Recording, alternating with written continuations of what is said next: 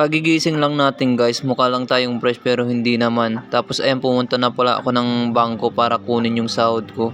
At sinuksok ko na yung card ko mga kaprutin, tapos kinuha yung sahod ko. Tapos pumunta pala ako ng bayan mga kaprutin para mamalengke. Pero kumain muna kami ng boss ko mga kaprutin. Yan o, tara kain mga kaprutin. Tapos pagka uwi namin ay hindi ko na binidyohan yung mga pinamalingki ko mga kaprutin. Tapos yan yung mga pinamalingki ko, hinugasan ko muna para mailagay na sa ref. Tapos ayan mga kaprutin, ang lalaki pala yung nabili kong pipino, tignan nyo. At ayan, hinugasan ko na din yung mga iba kong pinamili mga kaprutin. Tapos ayan pala yung chicken breast mga kaprutin. Bali, hinugasan ko na din siya, tapos nilalagay ko pala sa isang plastic para hindi na ako mahirapan pagka kumukuha ako. Kasi pagka pinagsama ko siya sa isang lagayan, tapos nahihirapan akong kumuha kasi tumitigas siya, tapos ididipros pa natin siya lahat. Kasi pagka naka-plastic, isa-isa mo lang siya kukunin. At nung pagkatapos kong naghugas ng pinamalingki ko, yan, naligo na din ako mga kaprutin.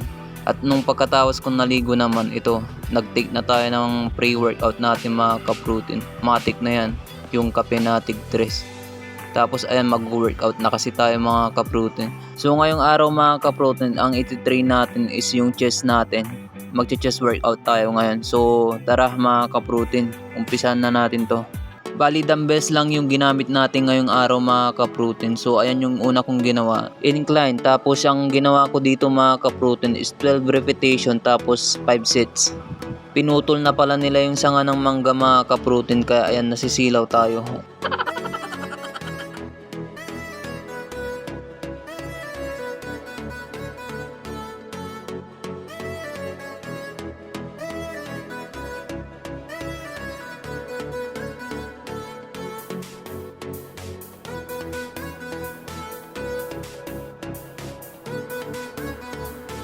At syempre pagkatapos natin, yan, magpiplex muna tayo mga kaprutin para lalo tayong ganahan, At nung pagkatapos natin nag-incline mga kaprutin, ito naman na yung sinunod ko, decline.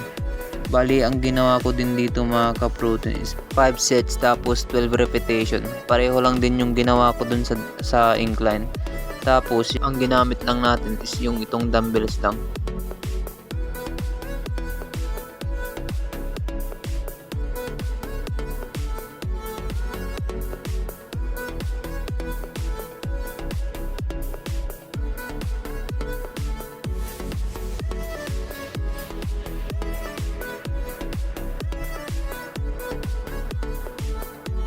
At nung pagkatapos natin gumawa ng 5 sets sa decline mga kaprutin, naman tayo dips. Bali, ang ginawa ko dito is 3 sets tapos 12 repetition.